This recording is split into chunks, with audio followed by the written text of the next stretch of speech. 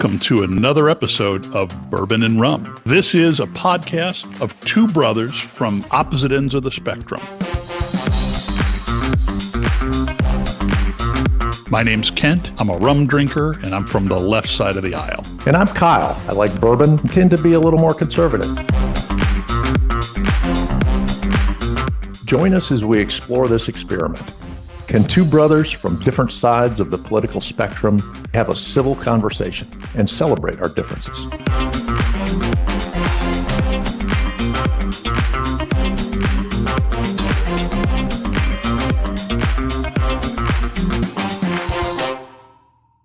What are you drinking? Well, I am drinking some Booker's bourbon today. I went down to the liquor store and I wanted to get something better, and I've always heard good things about it because it's a really high proof bourbon.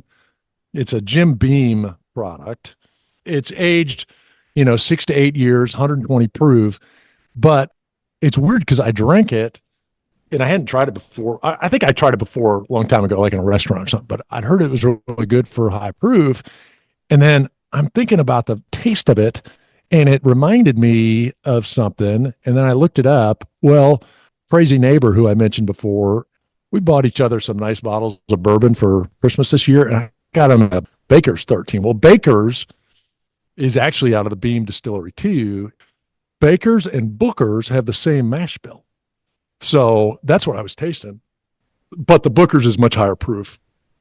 It's kind of the caramel vanilla taste of an aged, high proof bourbon, but can't put a finger on it. It's definitely different though than the Buffalo Trace stuff. That's interesting. What are you drinking? I have a cocktail made with an old standby, the Cruzan hurricane proof aged rum, which the primary claim to fame of this, the advantage of this, is that it has a lot of alcohol. It's a 137 proof, and so, it doesn't taste like much, but it's... Well, I was telling my friends about this stuff. It's 130 proof, and it's very expensive, fairly expensive, so it's about a dollar a proof. It's like an $80 bottle of 80 proof, so there's that. I think mine's 10 cents a proof. I think it's about a $13 bottle. So, oh, wow, that's value right there. It is.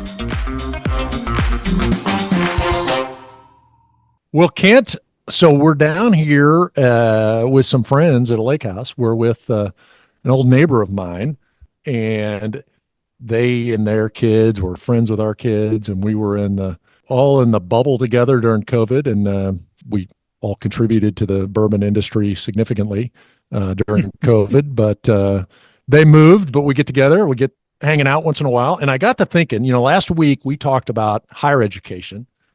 So Kevin is in education. He and his wife are both in education here in Texas. And they got to talking about the school choice and the school voucher programs, which, I hadn't really put a lot of thought into, honestly. But then I thought, man, this could be an interesting topic, and I'd love to bring in Kevin. And Kevin's drinking bourbon too. So I'll let him introduce himself and he can tell what he's drinking. Well, good evening. Happy to be here with you two gents. I am drinking the 1792 single barrel.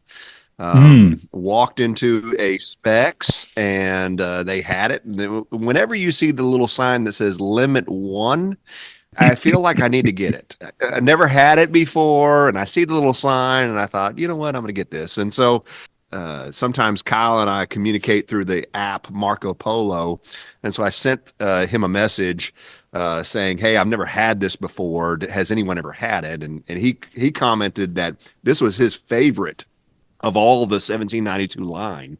It is very smooth. I've enjoyed that. So that's what I'm drinking this evening. I am a lifelong educator. I got into, I guess this is 22 years in the public education high school business. Former basketball coach at various levels, and then school administrator and now athletic administrator over a fairly large district in Texas. Well, very cool. It's nice to get a chance to visit with you, and glad you could join us. This is a first. This is our first guest on the podcast. We've got a couple others queued up that we want to do, but we're glad to have this conversation with you and to open it up a little bit. It's an interesting topic, I will say. We talked, as you said, Kyle, last week about higher education finance and how universities pay for themselves and how that works. So I guess we need a starting point, and I will start. My state, Iowa, 2 or 3 years ago passed a bill that allows people, it's a straight up voucher program. You can take a voucher, you get a certain amount of money, you pull your kid out of the public school, and they go to a private school or a charter school, and the charter school gets the money. I think there's a whole lot of problems with that, and we're actually seeing some of those problems come through in Iowa, but I think it's a bad idea. So maybe before I dive into what I think's wrong here, reactions. Kevin, you want to talk your perspective? Well, Preaching to the choir, I think. Well, I think, you're catching us at a time where Governor Abbott, the governor of our great state here, has really been pushing it. In the last legislative session, it was being pushed, but there were enough Republican or conservative House members that it kind of stalled the bill. And he called for some emergency sessions even after they convened, trying to get this passed. And I believe they had about a $16 billion surplus slated for public education or education in general. But if I'm being frank, he held it hostage until he got his voucher bill. Well, it never passed. It never got through the House. And so 2 years later, there was some primary combatants where Governor Abbott, anyone who voted against the vouchers that was a Republican, he kind of put his own person in there in the primary and funded them with campaign funds, and then so kind of got those people out. Well, now 2 years later, the Senate passed it overwhelmingly. They passed a bill. Now they're waiting on the House to pass a bill. So it's interesting that when I look at social media and I look at Texas Tribune and different news outlets in Texas, it becomes very apparent that this is not a Republican versus Democrat or conservative versus liberal topic. It is really an agenda of a select few versus everyone else. Well, I didn't have really strong opinions on this until we started talking about it, but this podcast would not be any fun if we all agreed. So I'm going to play a little bit of an antagonist, and there are a few things I am an antagonist about, but that was one of the things I found really fascinating as I started digging into it, of how it doesn't follow party lines. Like, it's a majority of Democrats and Republicans that favor school choice, especially in minority districts. Like 70% of African American households and like 65% of Hispanic households favor school choice. So it's not some of these topics that we talk about on our podcast, it's like, okay, well, Kent, you favor this, and well, I favor this because you're left and I'm right. But this is like all over the map. And I think there's frustration with poor performing schools. And hey, these guys are getting money and there's no competition. But I'd love to hear your angle on this, because we talked last week and you were like, I said, well, what about, the government paying for education? And you were like, no, for a college education, people need to pay their own way. So then it becomes, okay, you see the value in competition in higher education, but do you not see the value of competition in K through 12? Okay, so I'll lay out my position on this. First of all, I am 100% in favor of school choice, insofar as if you don't want your kid to go to the public school in your town, you are welcome to send them wherever you want on your own dime. If you want to send your kid to a Catholic school, if you want to send your kid to an alternative charter school, that's wonderful. And I do believe parents ought to have that choice, and there ought to be no sanction against them or difficulty around it. But it is the financing exactly that I have a big issue with, in two ways. And this, you might find this interesting. The first is a pretty conventional, probably Democrat position. I believe that the nature of the public school by geography, lumping people together for an area, funding it with property taxes, allowing that group to float the price, but allowing that community to share in the benefits is really important. The common nature of public K-12 education, it has a leveling effect, and it's important to have the best K-12 schools we can. That doesn't always work, and I know that they aren't always good, and there are things that we need to do to improve schools, especially, as you mention it, in lower income neighborhoods, historically challenged people. I mean, that's a serious issue, and I think we can talk about that. But I really believe that if you give people the ability to pull their kid out and fund it, you're going to hollow out the school, you're going to make it a donut, and you're going to send the best kids and the most prosperous families to private schools, and the ones left behind are going to be not only people that their parents don't have the capacity or the interest to send them to a private school, you've now underfunded that school, and you've made it really hard for that school to thrive. So in general, my opposition is that it perpetuates inequality and unfairness. The other side of the coin, and I have to laugh, there's a very well-respected Catholic school in our town. And of course, the parents who send their kids there were thrilled to hear that we were going to have a school voucher. And you were going to be able to take some money. I don't know how much it is, if it's $5,000 a year or $8,000 a year. And the tuition to the school was more than that before. So you're still going to have to pay some. This will shock you. The private school raised its price by roughly the amount of the voucher. Well, all we did was take a wheelbarrow full of money and take it from one school and give it to another, and the parents aren't a darn bit better off. So there you go. So I think it may be beneficial for some of your listeners who are less familiar with how public ed is funded to know that, and I'm assuming that it's fairly transferable to all states, but basically schools are funded based upon enrollment. The number of kids that go to that school, they receive an allotment of money, and they take that from your tax base or property taxes or something like that, where those funds are funneled from that community to that school or that school district or whatever the case might be, that county school. And so, the more kids you have in that school district, then the more funding that comes into that. Well, then, Kent, I think you would agree that based upon what you said earlier, that parents without the voucher bill have choice.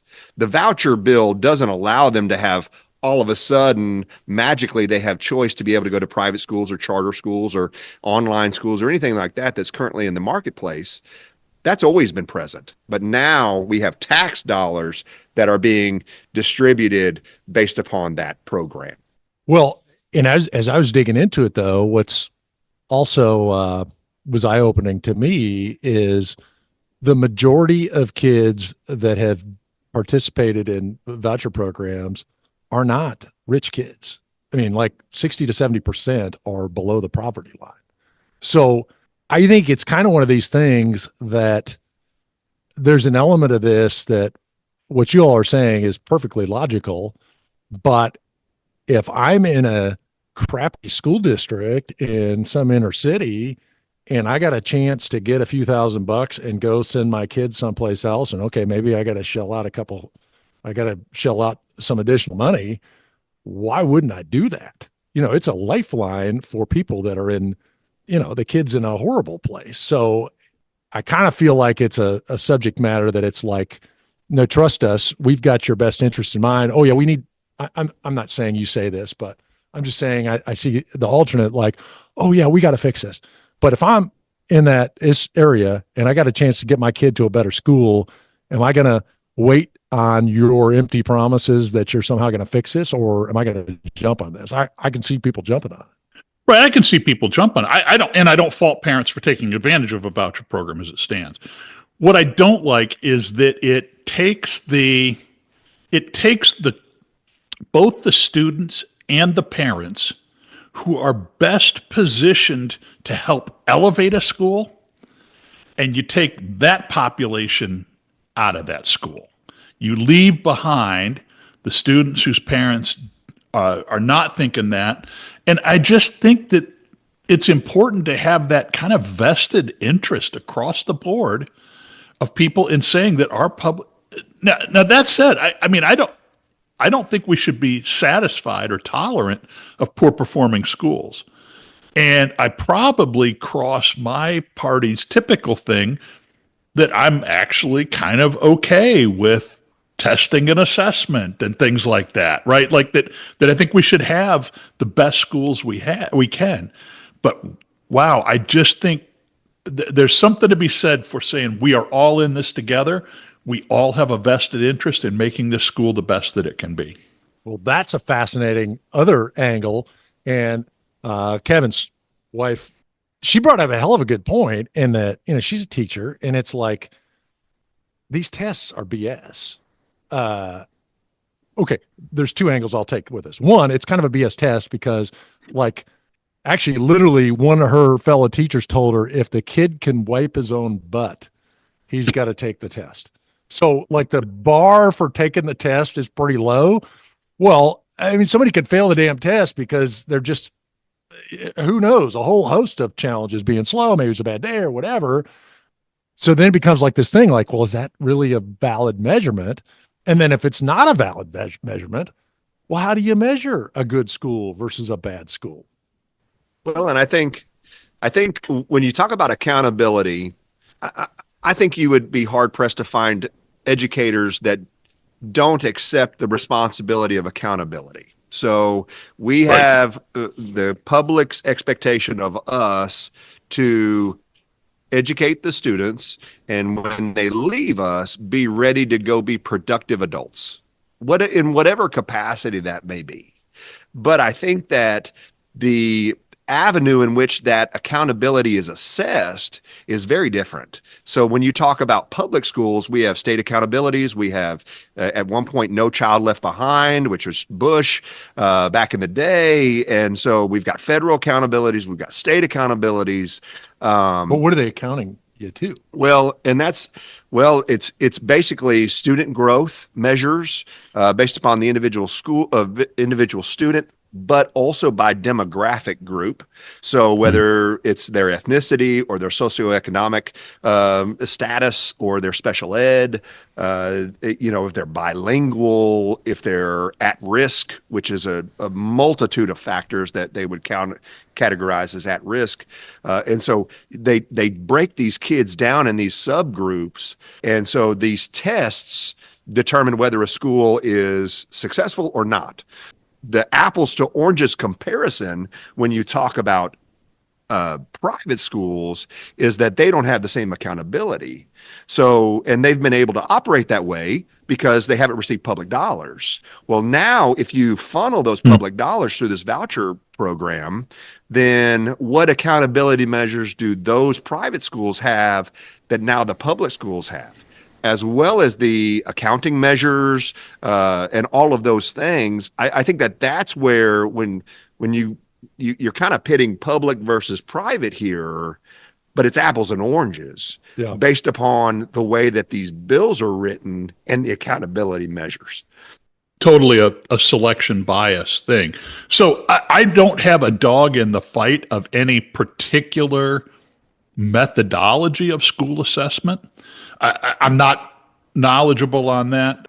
You might find it interesting that two of the biggest players in school assessment testing both had major operations in the town that I live in, which is ironic. The ACT was invented. Kevin was saying you were saying the testing, it's like $1 billion a year. Over $1 billion a year that Texas pays out, and I believe it's Pearson that conducts those tests, that accountability. So it's one of those things where, well, don't you think that there is a political strings attached there to keep those testing components in our schools, because there's lobbyists, there's campaign contributions.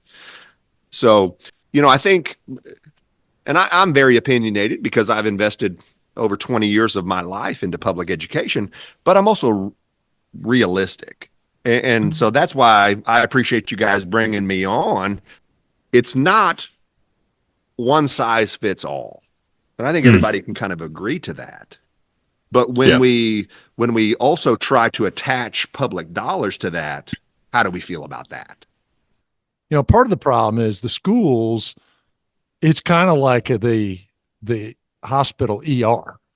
Like, the public hospital ER, if you're indigent and there's something wrong with you, they're going to treat you. If you're the private ER, oh, you don't have insurance? Well, hit the road, pal. And I think, that's one of the challenges with these private school or public schools is they have to take everybody. Like, they don't have, maybe one option is give them the ability to turn people away if they're too disruptive or something. That's an angle too. Because I think one of the things you said, Ken, I pulled on was like the people, even in a rough area, whose kid is in a rough school, and they have the initiative to go apply for a voucher and then send their kid to a better school. To your point, those are the people that are probably the most active participants in the school, care about their kids' education, take an interest. Now they're going to go someplace else. And everybody else, not everybody, but a good chunk of the people left at that school, they're drunk at home and the kids, fending for themselves. You know what I mean? So it's like you're also kind of pulling away people that are really good. All that to say, though, I think Joe Q taxpayer wants to know that if we're going to fork over the money, that it just doesn't just get pissed away into these schools that never get better. And I don't know that I have a good answer how you measure that, but like, it's a problem. Well, again, I'm not close enough to it to be able to speak for or against specific measures of school quality. Although, Kevin, you said something that really caught my eye, and I don't know how effective this is, but measures that track an individual student's growth year over year, rather than taking an entire population and running them against a yardstick when they hit 11th grade or something, seems to me to be the kind of thing that would acknowledge that we have people starting at all different positions on the track, right? You've got people that are right up at the front and you've got people that are way back. And really the measure of a school ought not to be that everybody comes out ready to check in at Harvard the next day, but rather that every student has made measurable and meaningful progress for themselves. If they're in fourth grade and they're not reading at level by the time they get to eighth grade, if they're reading better than they were. Again, I don't know enough about the specifics of the measurement, but I think tracking that, Kyle, something you said, essentially that we piss away money in bad schools. And I guess I would just say, not to be too picky about that, but can you imagine a country where we don't put the effort in to the large districts that don't perform well that you're thinking about? Can you imagine that we didn't educate those kids, or we just threw up our hands and said no? Or like some voucher programs would have you do, that you pull out your best students and your most engaged parents and you hamstring the school with money, you cut the budget, and then you say good luck. I just don't think that's where we want to go as a country. Now, this has come from a guy that definitely defends the concept of pissing away money. We've had those conversations before, Kent. Well, and I think so. As an athletic director, my belief is that extracurricular programs are probably the best at-risk program we have in schools. So in those communities where they're really battling a lot of things that are probably social, homegrown issues, community-based issues, that when they come to us, sometimes athletics or fine arts or whatever the case might be, those are the best programs to keep those kids in school.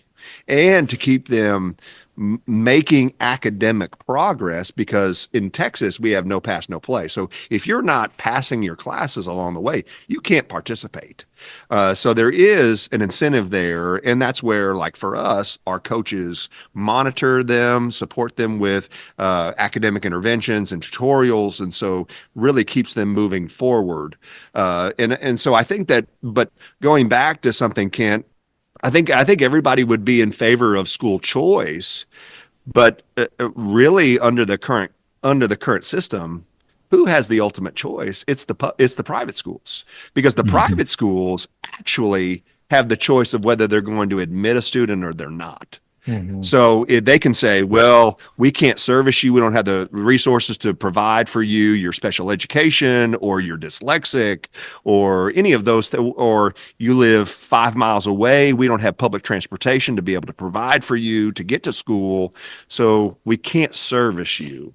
So really the parents in those low performing schools could say, yes, we're in favor of vouchers because we want our kids to have an opportunity. But then they apply to these schools, and then they don't get admitted. So then what? And so I think that that's part of the discourse that's happening in our state right now, is that the bill is so broad, and they're forming an extra committee now, an extra educational entity that's just handling the applications to get a voucher. And they're talking about, we're going to prioritize certain groups. Well, they're talking about low socioeconomic groups being any household that makes under 200,000. I don't know about y'all, but that doesn't seem like that's a very low socioeconomic bar. But that's where we are. And so we know that there are other entities that are, kind of seeping into these political discussions, but we really are in it for kids. I didn't pursue money. I didn't pursue these different careers that I probably could have gone into, because coaches and teachers made an impact in my life. And so I want to make a similar, I hope to make a similar impact in the lives of my students, my athletes, and my coaches that I work with. And so that's my life's mission. That's my purpose. And so I don't like to hear from my governor that we're doing a bad job, because I don't think we are. And two, I think that this program is really not set up to support the kids that they say it's intended to. Like, what do you think's motivating him? Well, I mean, we've already traced down that there's I think his last name is Yass. He's in Pennsylvania, and he's thrown $12 million at our governor and put it into his campaign fund kitty, and which he's also used that to spread to some campaigns to primary people out to get this passed. I assume that what they're trying to do is we have a lot of counties that don't have private schools. We don't have charter schools because we have a lot of rural communities. Kent, I'm sure in Iowa you have a lot of rural areas that they just don't have those opportunities. Well, I think that what's going to happen is we're going to see an influx of these for-profit entities that are going to start charter schools, and they don't care about kids. They care about money. That's my fear. Question for you, because you mentioned extracurriculars, which was important to me as a student, and obviously as your role with athletics. I can't not notice when I drive around Texas that you have a lot of high school districts seem to have stadiums that are larger than most of those in the Mid-American Conference, Division I. How does funding for extracurriculars work? I would imagine that's one of the funding streams that's most on the bubble when schools start getting hollowed out with their budgets.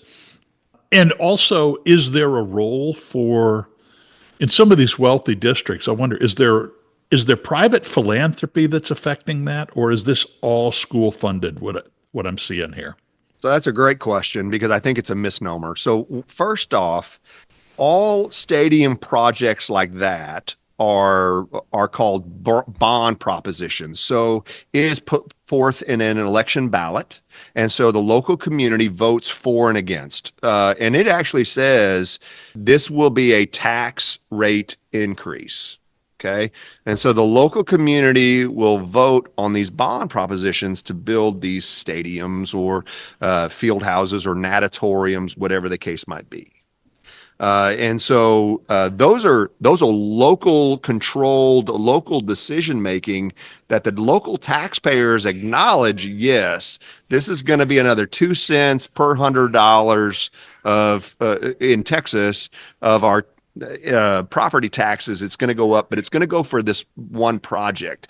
And I tell you, from an athletic side and extracurricular funding, my budget is probably less than 1% of the overall school district budget. Okay. It is very, very small. I would tell you that in a school district, 80 to 85% of the overall budget is used for salaries and benefits. Yeah. So that's your teacher, that's your staffs, that's your facility workers, that's everybody, plus the benefits that the district provides. So that leaves very, very, I mean, you're talking about 15 to 19% of the rest of the budget to go to programs. And my program, I can tell you, is less than 1% of our overall operating budget. So when you talk about, oh, athletics gets all this money, that's not true. Do we get money? Absolutely. But it's not as big as people think. And those other building projects are actually kind of, they're outside funded from your general budget annually. This is something that the public has approved. And so that's how that's funded. Got it. But the football coaches make a lot of money. So a lot of money does go into football program. I mean, okay, it's percentage wise, it's not big, but it's definitely a priority in Texas, right? I think absolutely. But I would tell you that the largest gathering outside of graduation that we have are at football games. We've got choir singing the national anthem. We got the band, we got the cheerleaders, we got the dance team, we got the athletic trainers, we got everybody there on a Friday night. It is the largest community gathering that we have in public schools in Texas. And so it's a way to showcase our student groups like no other. And so, yes, communities do take pride in the fact that they have nice facilities. And so there is somewhat of keeping up with the Joneses in some of that. Like, our neighbor has a new stadium, so maybe we need to upgrade our stadium. And I get that. But I do think that Texas is very different from every other state. We invest part of our resources in athletic periods. Our coaches have dedicated athletic periods in their schedule where they're not teaching. I know a lot of states where their coaches don't teach and they come in after school and they work with student groups. That's not us. And so Texas, we're very proud of that. And I think that our product that we put on the field or the court is one of the best in the nation because of that investment. Go ahead. Well, that's a bit of a No, jumping off point for me because I also am really interested, Kevin, in your read on this. I don't know how you land on most other political issues, but you've just outlined kind of some of the distinctives of Texas and how the funding works. And it's definitely a different environment than some other states. When we talk about assessment across the board, though, as a nation, this is one of those issues where we've got, what do we do state by state and what do we do nationwide? And where some of that plays out, some of the questions around testing and assessment, you mentioned No Child Left Behind, we talk about national standards. A lot of those things, there's a role for a federal Department of Education to help coordinate those efforts and to balance those things out. I'd be interested in your perspective on plans to disband the Department of Education. It seems like such an important, even if you don't agree with the policies that the department has adopted in the past, and if you want to change that, I guess I could get behind that. But the idea of saying there's no role for the federal government in education seems like a silly idea to me. I agree with you. I think that there does need to be a federal role in all of this. I know that we have some Title I schools, so low performing schools that receive Title I funds from the federal government. We have special education standards that come from the federal government as well, and special education funding. Where we kind of got left to dry by the federal government were the ESSER funds. So those COVID funds that were funneled in because of all of the, personal protection devices and all of these things, like there was a large amount of money that was infused from the federal government into public education that were called ESSER funds. Whereas now that we've gotten away from COVID, those federal funds have kind of gone away. Well, the schools came to depend on those funds, and now they're not there. And so that doesn't make anybody the scapegoat for it. It was just one of those things where we received funds and now we don't. And so there were some positions that were added there, to support student growth and those types of things. And now we're having to let people go because those funds are no longer there. So do I think that the federal government has a role? Absolutely. Do I think that they should operate as they have in the past? I don't know. I think that we need to look at everything, because I think that there's an evolution that's going to happen in public education. Because, Kent, I think you see it from a higher education standpoint. I know that there are a lot of college students, they take half their classes or all of their classes online. So is there as much of a emphasis on the brick and mortar as there used to be, that COVID has kind of opened the door to? And I think that as high schools, we're looking at that. Is that something we need to look at? Are there some courses, some required classes that we can take through an online, portal that they can do that to allow kids to go do other things? They need to work. Okay, go ahead. Take a half day of in-person courses and then keep up with your academic courses, but go work because your family needs you to work. So they don't drop out and those types of things. Or they want to do apprenticeships, or they want to do, anything like that. The thing about the national education, some of what Kevin was talking about that Texas does is how much of that is to try to even out. Like Texas does something really well and maybe another state doesn't do it really well. It seems like the states need to pull more of their own weight. I mean, it seems like Texas is pulling their own weight in many cases. Maybe other states aren't. And then I wonder about budgets almost 3x what it was 4 or 5 years ago. It's like, okay, if we're going to spend that much more, like what the hell are we getting for our money? If we can't even, and we've even kind of assessed here, we don't really have a good way to determine if anybody's, throwing more money at this problem is actually going to fix it or not, right? Yeah, and I don't think you need to throw bad money after money. That's not the solution. I think you need to evaluate. I think there needs to be accountability, and whether I agree with disbanding the Department of Education or not from the federal side. You do need to look at it and look at its impact and is it doing what you intended for it to do?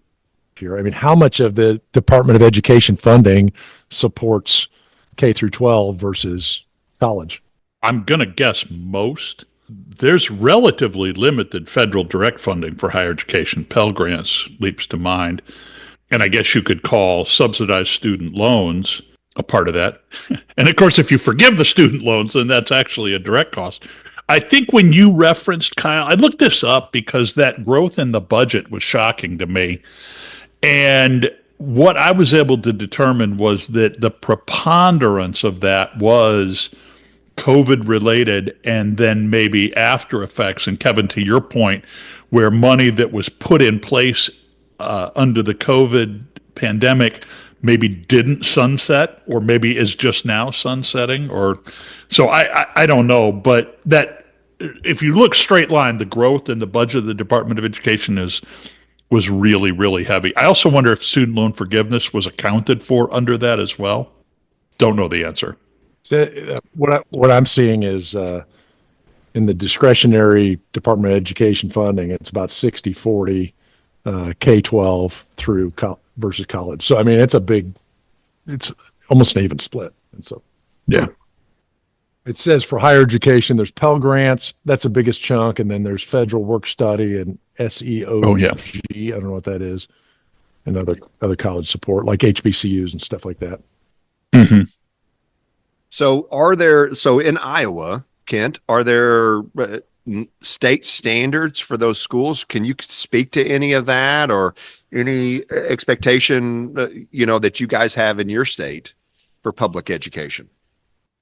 I would be speculating. I don't have any direct knowledge of that. I've been out of the K-12 education game for quite a few years in my own life. I did 15 years of that with two boys, and now it's if I catch it in the newspaper, is kind of all my interest there is. So I don't know how. But that works here. you bring up a good point, and now for you and an educator, this is problematic.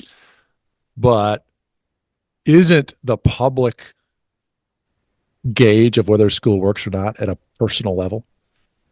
Like, is my kid better off in a public school versus a private school?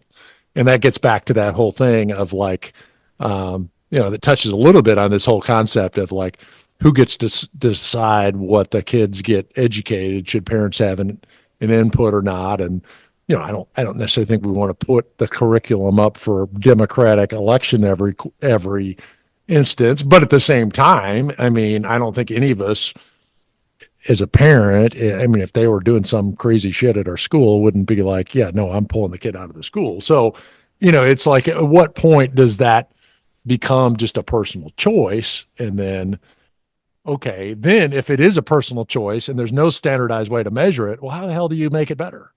Well, so in Texas, and I can only speak for Texas because I haven't taught anywhere else, but I can tell you that it's very disheartening when the Republicans have controlled TEA, which is Texas Education Agency, which they outline every piece of curriculum standard that is in our schools.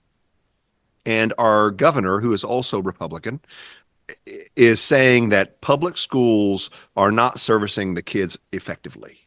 They've had 20 years in control of it. We teach the TEKS, which are Texas Essential Knowledge and Skills, right? And so that's what our teachers are told at every grade level in every subject. This is what is expected of you to teach our kids. But yet we have a governor that is saying now with a personal agenda or public agenda or, party agenda is public schools are ineffective. We need to do this to offer choice. And I think that to get back to the crux of the argument, the choice is not with the parents because they already have it. The choice is really with those private schools and charter schools that have the ability to say, no, we don't want you. But okay, parent choices with the parent. Yeah, if you're, making enough money to make a decision. If you're in a crap area with horrible schools and you're the one parent that gives a crap about your kids, I mean, without a voucher, you don't have any option. Yeah, but you do, and I could be out to lunch on this, what Kevin. is the option? And correct me if I'm wrong, Kevin. A lot of places, in my mind, there's a fundamental difference. Maybe I'm making a difference without a distinction, or distinction without a difference. Charter schools, there are options in states that I've lived in. There are options for charter schools that are separate from private schools. In other words, there is some portability of education around charter schools. And where you see this a lot is you see kids that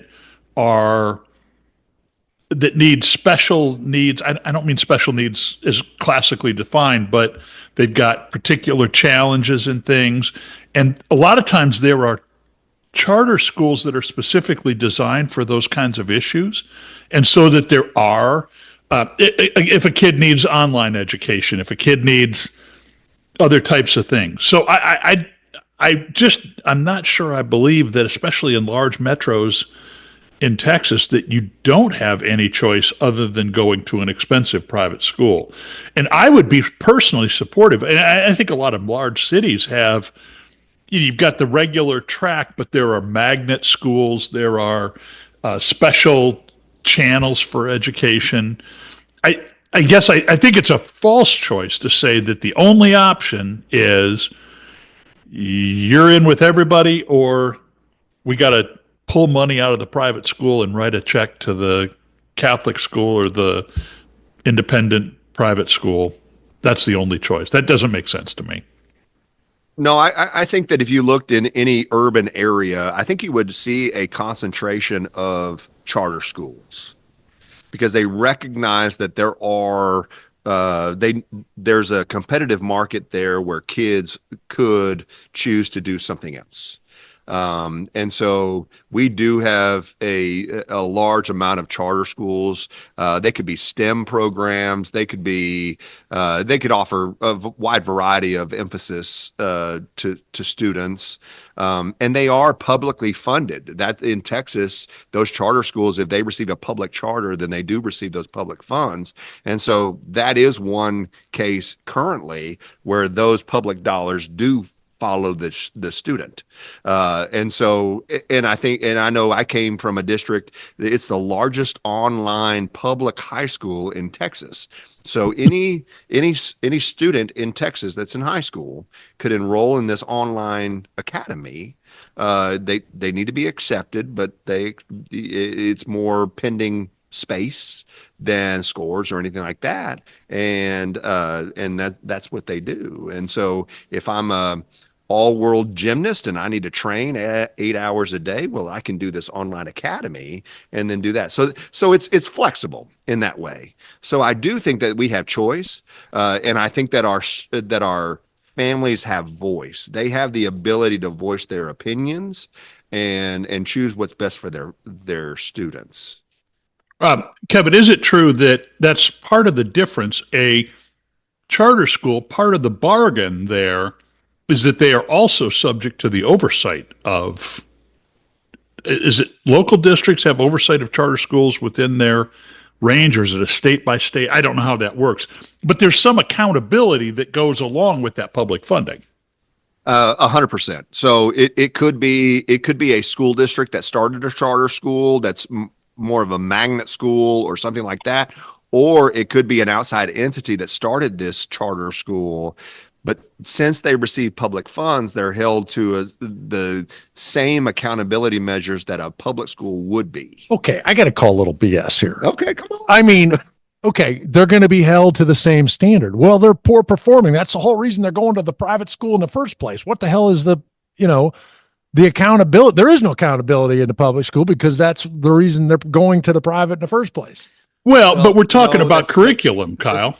It's not that they're not held accountable. And what I told your brother earlier, Kent, was that so in Texas, we have, I'll just call it an escape clause.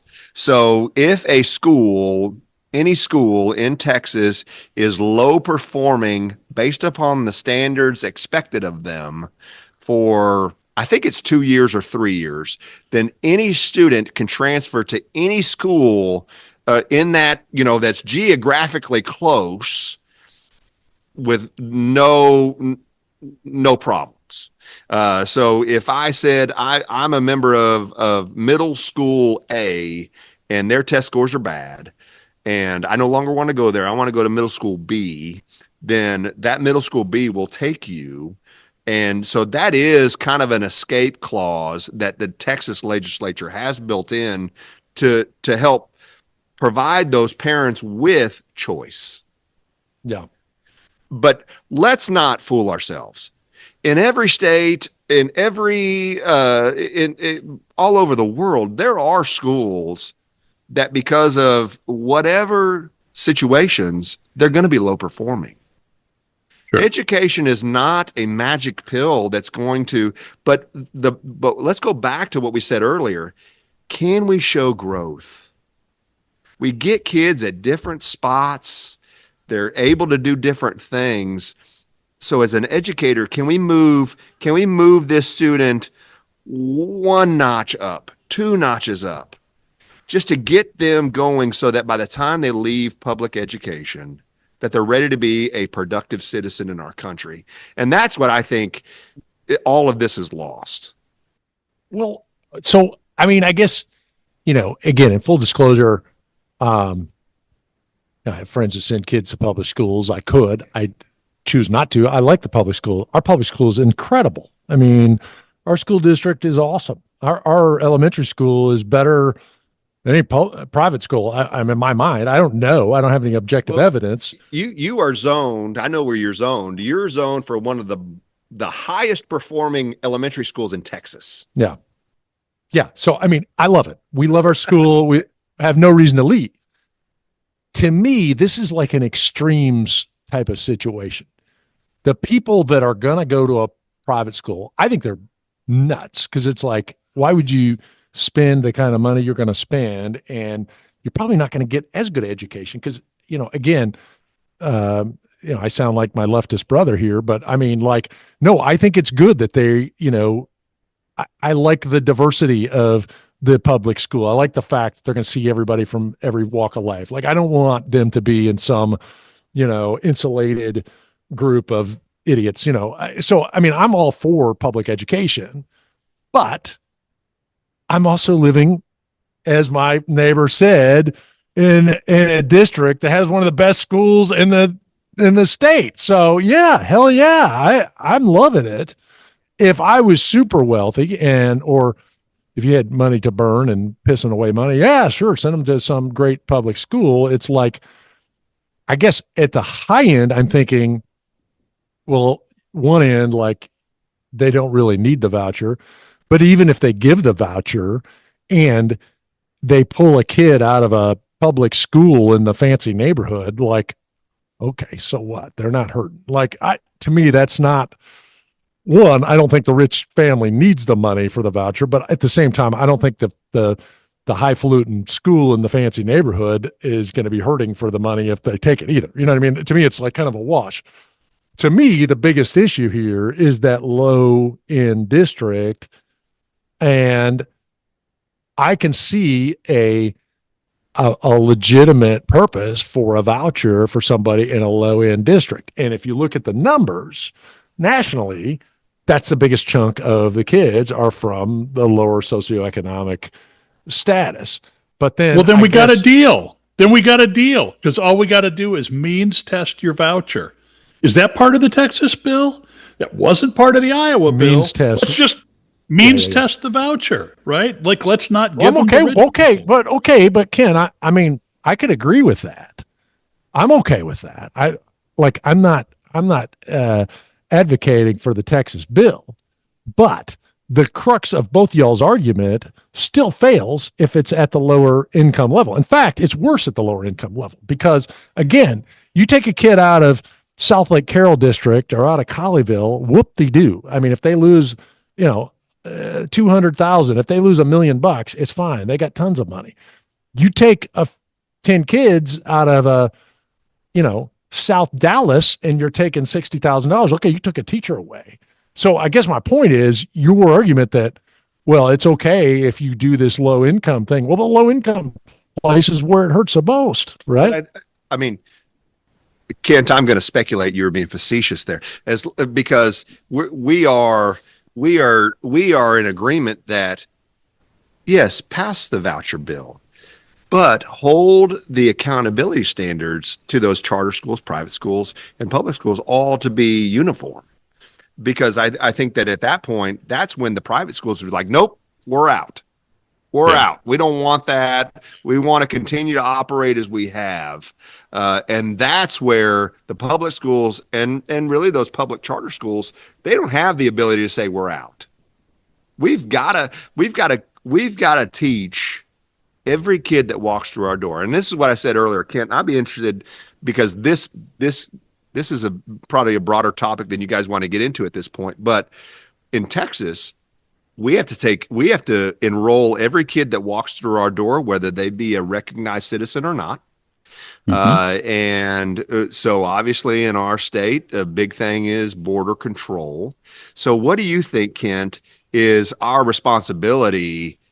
Do you agree that we just need to teach everybody, and again, I may be venturing into a topic. This is good. We like to go down rabbit holes here. So what are your thoughts on that? Well, I'll start with principles and kind of work my way backwards. I can imagine that's a significant issue and a concern in Texas.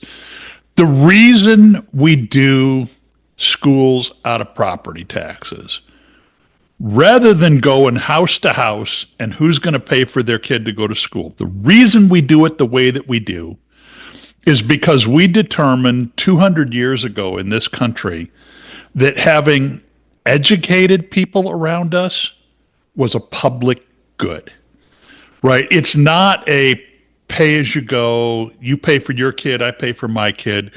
We agreed that a minimum level of public education that produces literate, numerary people that can add and subtract and speak and communicate, that is a public good that's worth it for all of us. And I guess I believe that that's a good thing. Regardless of someone's immigration status, they live in our communities, right? And having them educated is a better thing than having them conclude that their best path in life is to join a gang or to carjack people or something. So I believe that education is inherently valuable. Again, you have a bigger issue about this than I do in my state, and I can understand frustration about rampant immigration if it's affecting your school budgets. But the point is that we're not making value judgments on whether that kid deserves something. We made a societal determination that having people that are intelligent and educated enough that they can get a job is worth something for us, rather than telling them that they're not allowed to get an education. Well, and I said earlier that my purpose, my mission, once I took on this career path, is to educate young people. And I agree, Kent. I really don't care about their immigration status. How they got here is of no consequence to me. They're here. So my responsibility once they enter our schools is to do our best to educate them. There are other governmental entities that will work on the other stuff. Yeah. And I think that when we deal with our mission, whether it be God-given, depending on your faith or not, that's how I feel. And I'm a public school educator, but I'm a Christian. And I believe that when kids come to us, they deserve our best, and they deserve all of us. And so that's what I expect of our coaches. That's what we expect of our teachers, because that's our mission. Well, I feel like a lot of the stuff that Kent and I argue about on this podcast, we both want the same thing. I mean, what we're talking about here, it's like, I don't think any of us are advocating like, I don't want to educate kids. Screw the kids, like, yeah, I mean, I think everybody's for that. And I think if every school, and I'm not saying this to blow smoke up your rear end, but I mean, if every school had people as dedicated as you, I don't think there'd be a conversation here. I mean, life would be great. Put me down on record here, Ken. I don't see any reason for vouchers for people that are wealthy. That doesn't make any sense. Now, that said, I do think if one of the proposals is people can use money out of a 529 for high school, okay, or for private school, that doesn't seem crazy. But I mean, I think it all goes back to this thing, and we're probably not going to solve it. Well, we might. We're almost done with this bottle of Booker's. I think if we get done with it, we might solve it. But I mean, the bigger issue is like, how the hell do you solve these broken schools? I mean, these inner city schools, because they can't refuse kids. They got to take every jerk that comes in there, and if they mess things up and they're disruptive, they got to take them. They can't be selective. And, you could say, if I take my free market hat for a minute, well, let's make it the free market economy. Well, the problem isn't anybody who's got a kid that cares about their education.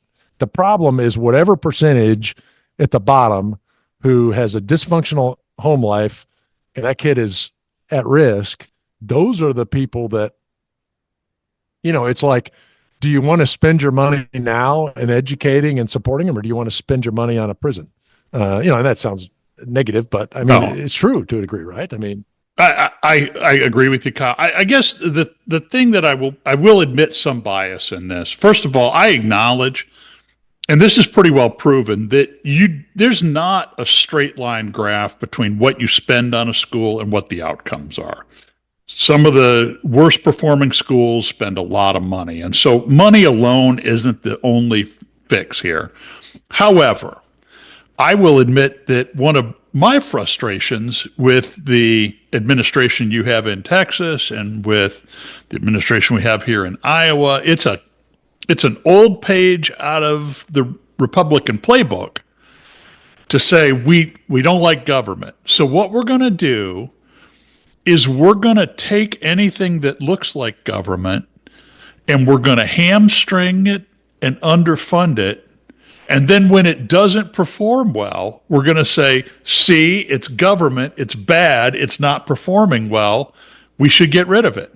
And so I think you raised the point, the question of the day, Kyle, and this is what we ought to be dealing with. How do you address chronically underperforming schools? But I can tell you that swiping money from them and giving it to rich private schools is not the answer. I don't know what the answer is, but I don't think tying another hand behind their back and saying, why didn't you do what we told you to do? I don't think that's the answer.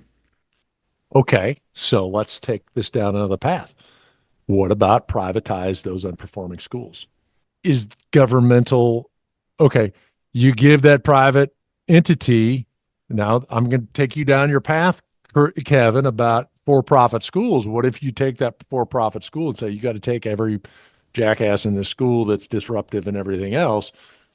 What if you were to privatize those schools? What would happen? Well, if I'm being honest, I would tell you that I came from a very poor family. I came from a single parent family.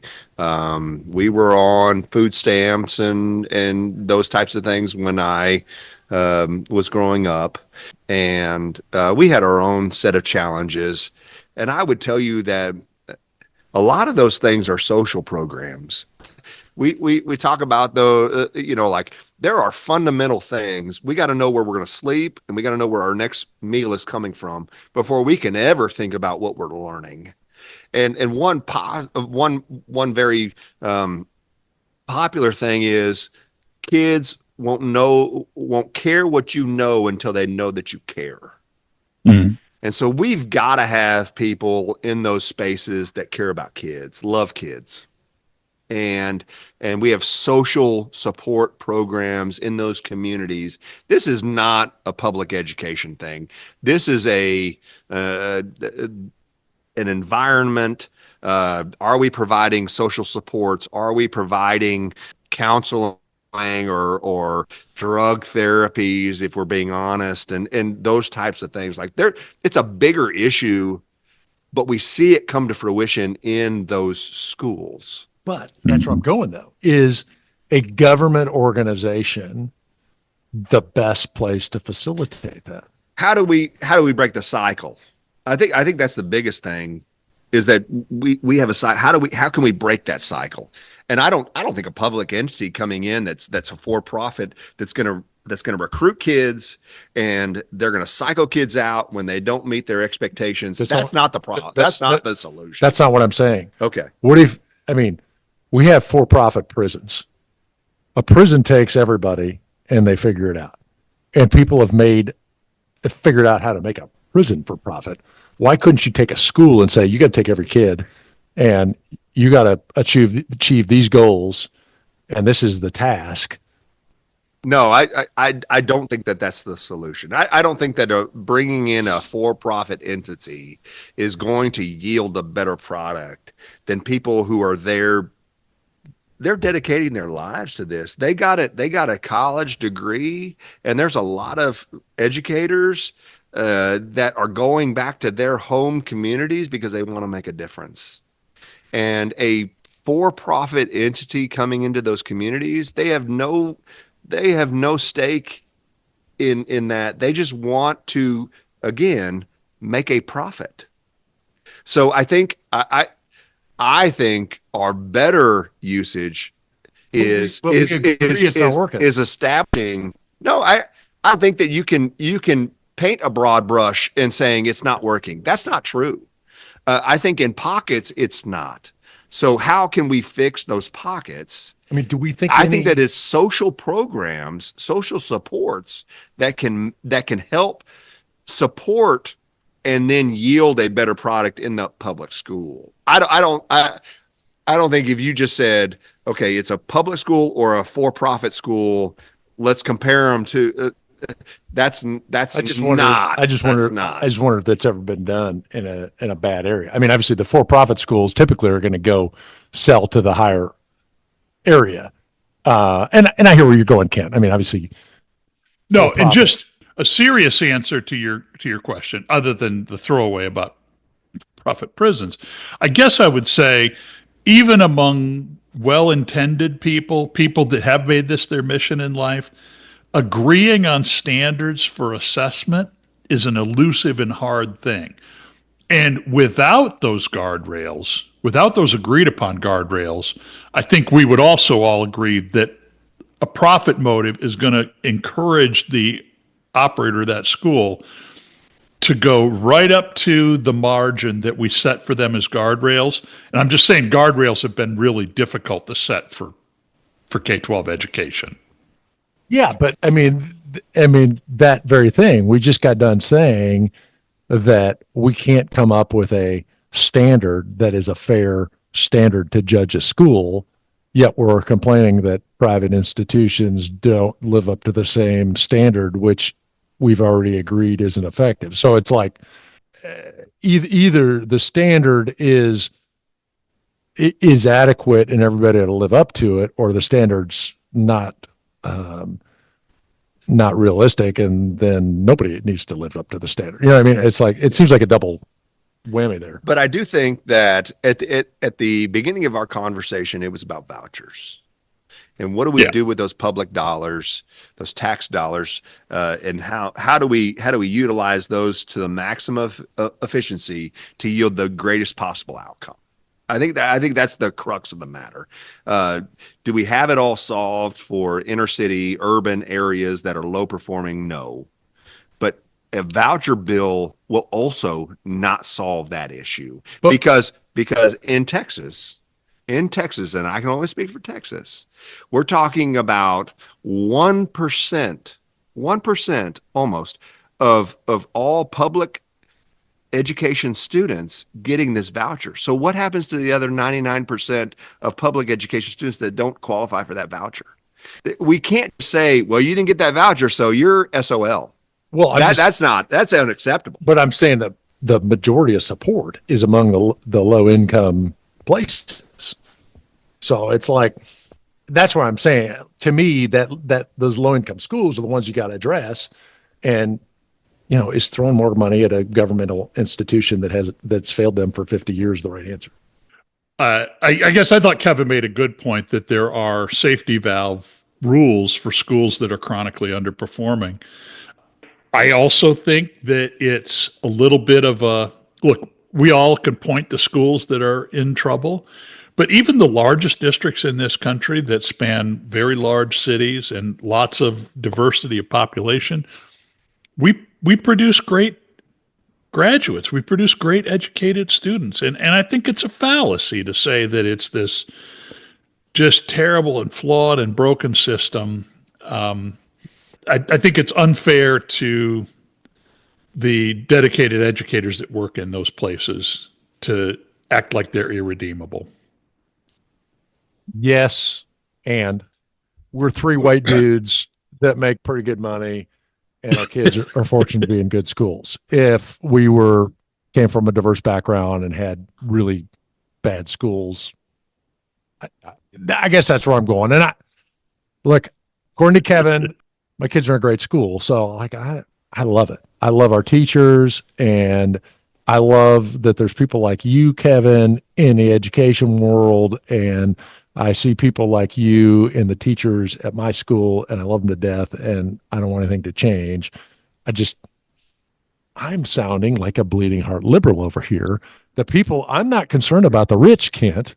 I'm concerned about the people that don't have no money here. So I am today. Okay. And Kyle, I think you make a really good point about those students that are the least served in our system. And I mean, I think that's a valid point. I think that just affirming that what we all want is the same thing, and it's probably not going to be a blanket fix. I think maybe vouchers with some exchange of control or accountability for the money and some means testing. I don't love the idea of subsidizing rich families taking their kid to the private school that then jacks the tuition price by the same amount as the voucher. The family's still paying the same thing. The school pockets the money, and the public school loses. I think that has been our experience in Iowa. I don't think that's what we want. I do think we all agree, though, that what we want is to find ways to support those schools that need it, because we're all in this together. Our country is as good as the least prepared students that we graduate.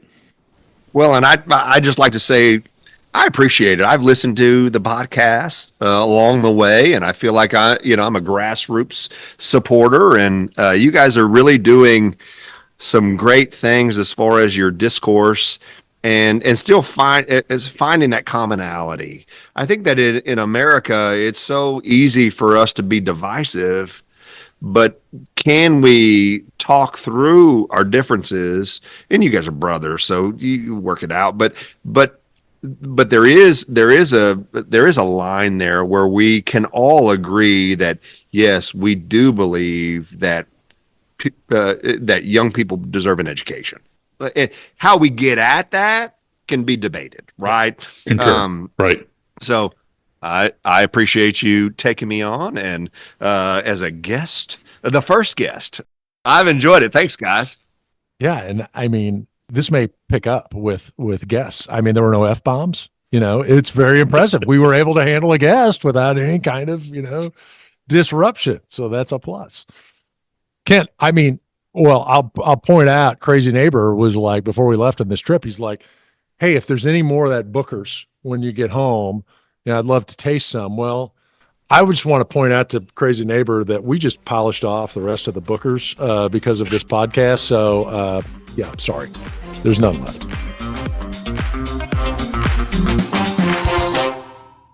Hey, thanks for joining us on this episode of Bourbon and Rum Podcast. We hope you enjoyed it. Remember to subscribe on your favorite platform and leave us a review. Your feedback helps us keep the good spirits flowing. And we invite you to join this conversation. Follow us on our Facebook page. Let us know what you think. Let us know what you want to hear. And until next time, cheers.